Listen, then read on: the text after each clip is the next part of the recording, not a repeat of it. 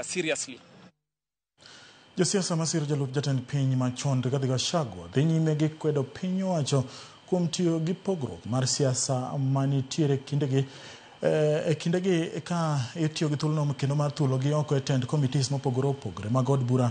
Gino ma giwacho ni nyiso kwede gi od bura mamalo ka achiel gi mar Senate kuom rem luwo chik mar winjogi kapok othulgi oko e tend committees go. Gikoni okang' ma kamano en mana yo mageto thiro jogo masiro Gachagua.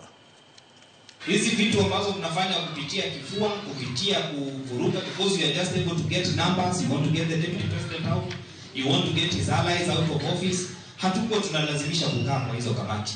Lakini kati ya demands tutoweni kisheria. Niandikie barua, accord me a hearing, understanding orders, basi. Na mimi sikuwa na shida. Hiyo kamati ilikuwa imenichokesha sana. Mimi nilikuwa kwa kamati kubwa kulingana na utaalamu wangu. Sasa nimepelekwa zile kamati za kupika na mambo kama hiyo. Sasa wametufuata, wanataka kumaliza ligi G, alafu sasa wamalize jeshi yake. Rais Ruto anakuambia sisi hatuko na wewe. Kama Kajiado umetuambia utatupatia Amboseli. Amboseli bado tunangoja 1-2 years now down the line. Uongo bado tunahesabu. Ndio hii Kitengela umesema utaweka siwa na maji within 2 years.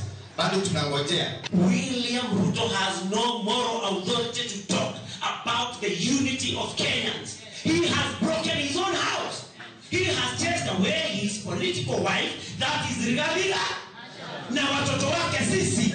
Huwezi kutupa bibi na watoto halafu unaenda kusema kwamba unaunganisha nani